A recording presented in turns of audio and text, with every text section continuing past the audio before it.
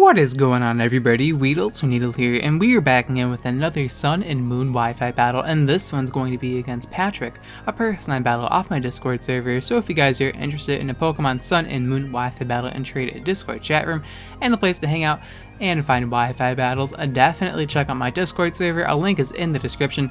Now, me and Patrick are having an underused tier battle today because underused is supposed to be a nice fun tier to play with using some strong Pokemon. My opponent had the opposite idea and decided to make this game as anti-fun as humanly possible, bringing that Blissey, Doublade, Tentacruel, Alamamamamamamolacore. I can respect that, as I have a pretty nice team, equipped to handle stall. I have Banded Mienshao and Crawdon, both pretty good stall breakers. Lion with Belly Drum can be very useful in defeating walls. I also have Gardevoir and other mons that can handle stall pretty well, so we're just gonna hop right into this battle as it's a pretty good battle. I also have Sub Pain Split Chandelure and Nidoqueen with Toxic Spikes. I wanted to give my Chandelure Hex to go with Toxic Spikes and Hex combination, but I actually forgot to give my Chandelure Hex. I actually had Shadow Ball instead, but I would run Hex if I remembered to give it a Hex, but I forgot to because going to the move tutor and giving it hard skill is just, it's too much effort for me, So yeah, turn one I actually let off with Mienshao because I figured it let off decently well against the majority of my opponent's team, as I figured my opponent was going to try to pivot into the Blade to tank the high jump kick. So I decided to go for knockoff here, as we're able to remove the Eviolite from the Blade turn one, which is very handy because the Blade actually cock blocks half my team, because at one shot Chandelure would Shadow Sneak, at one shot's Gardevoir would Shadow Sneak after +2 of course, and Linu cannot touch this thing. So the Blade is really annoying for this team to play against, and I was really hoping, I normally use my Linu and Gardevoir combination. I don't use it in RU just because of the Blade. The Blade makes facing this really hard, and using it really hard to use my simple meme strategy, which I'll explain later on in the video if you guys are not familiar with it. Even though if you've been watching me for even a short amount of time, I have used this Gardevoir at Lightning strategy countless times because I just love it so very much. But yeah, Blissey is going to go for Wish, which definitely tells me he's a legit Wish Chansey event from Generation 3, of course. Here I actually double switch into my Crawdon, expecting my opponent to pivot into Tentacruel or another Pokemon to abuse the Wish. So I'm able to bring in Crawdon here, as Tentacruel is going to switch and gain the Wish recovery, which is pretty annoying. But Crawdon's in here, and Crawdon should be able to 2-hit KO with Tentacruel with relative ease, as now my opponent's going to Rapid Spin away the Stealth Rocks. I guess that was an okay play, but I don't really think that was necessary, as it gives me a free knockoff here, and Tentacruel is going to take a crap ton of damage from that. And like I said before, my opponent does not have a good Crawdon switch in, because stall, Crawdon actually dismantles stall, so I'm actually well equipped to handle stall in this battle. Thankfully, I'm usually well equipped to handle stall because I have a lot of cheesy offensive strategies, which is kind of difficult for stall to deal with in most instances, so I like it. But yeah, now my opponent's going to bring an Aerodactyl here, and I know it's most likely Mega Aerodactyl because it is the top Mega Evolution in the underused tier. So Mega Aerodactyl is going to Mega Evolve, not too surprising, and now this thing's really fast. And I also have no ground resistance on my team, so switching into Aerodactyl and Crocodile is actually really annoying for my team to deal with. So instead, I stay in and go for Aqua Jet. A bit of a misplay, because if I saved my Crawdon for later on in the game, breaking the Blissey Alamamamolacore would have been a lot easier. But now, one of my strongest hitting Pokemon is dead, which is definitely a detriment to me. As now I'm going to decide to bring in my Nidoqueen here, and now I'm going to just go for my, I actually decide to make a little bit of a big boy play. So I figured that Aerodactyl would carry Roost because my opponent has a stall team, so he's either going to go for Earthquake or he's going to go for the Roost, as thankfully we're able to snipe him on his Roost. And if you guys are not aware of what Roost does, it removes your flying typing for the turn, so Aerodactyl is pretty much just a rock type this turn, without the flying, so that's why he was able to get hit by Earth Power, in case you guys were not informed how Roost works. So now my opponent's going to bring Crocodile, and like I said before, I have no switch-ins to Earthquake because my team building skills are just on point. So yeah, we're going to lose my Nidoqueen to the Earthquake from Crocodile, as down goes my monster Nidoqueen. But now my opponent's going to bring in 1v1 me, or no, I'm going to bring in 1v1 me. I'm going to bring a Mienshao here, Choice Banded Mienshao, and here I decided to go for a U-turn here, expecting my opponent to want to switch out, or on the off chance he stays in here like he does, expecting me to go for a knockoff, I can just U-turn out and not lose my Mienshao. But now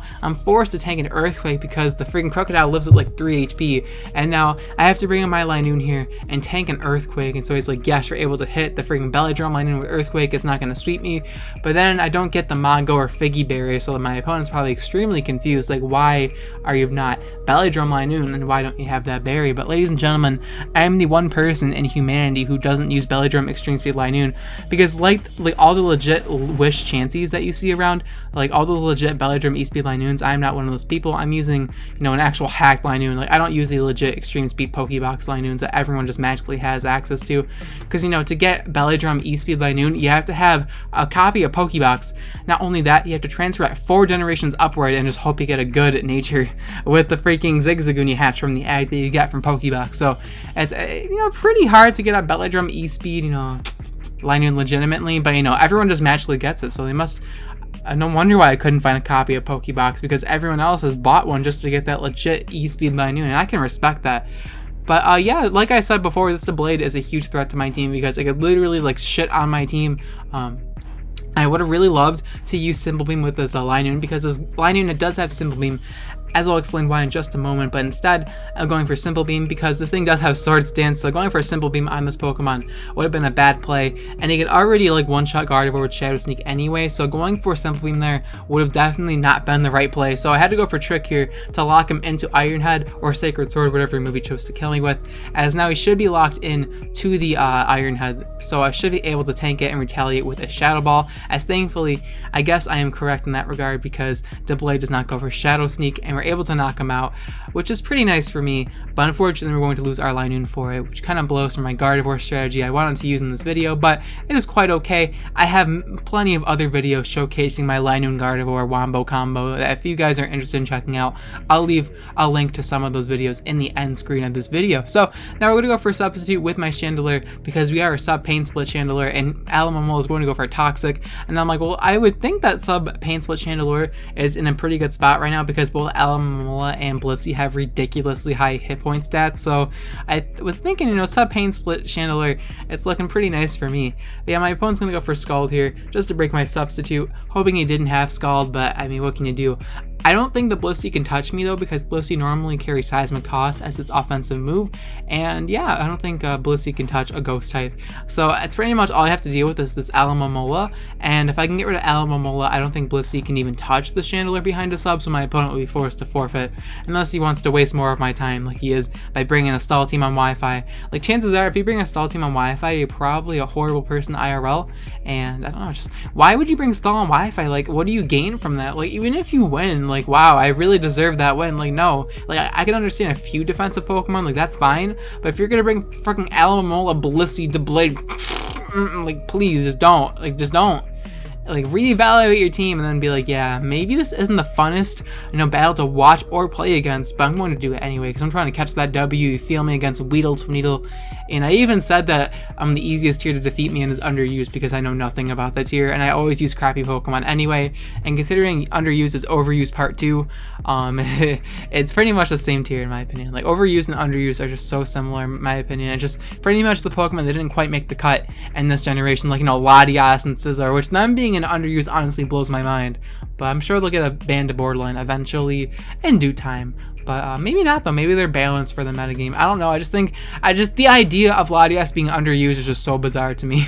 I mean, it's not even like a viability, it's just the idea of Latias and underused when it was Ubers at one point. It's just so amusing to me, but we're gonna get off that topic. We're actually unable to beat Alamomola 1v1 with sub Pain Split Chandelure. I think I maybe should have went for Pain Split twice after the first one, and maybe I could have beaten the Alamomola, but yeah, I definitely played the Chandelure incorrectly there, because I don't really use sub Pain Split that often. It's not really a strategy I use, but I figured I'd give that Chandelure some usage because I've like pretty much never used it before in Sun and Moon so far. So yeah, we're gonna knock out the Alamomola with knockoff, and my opponent's last is the Blissey, and I do carry High Jump Kick, and I was considering on switching out and then bringing this thing back in and going for High Jump Kick, but then I realized that since the Blissey has Wish, he probably has Protect as well, so me going for High Jump Kick would not have been a good play at all, and I would have just probably instantly lost the game if I did that. But since we're able to knock off and remove the Blissey's leftovers, we should be able to, you know, bring the game back, because now it's just Caseytron versus Blissey, and here is where I would trace Simple, because a Simple Beam on the Linoon, pretty much the idea is to sack off Linoon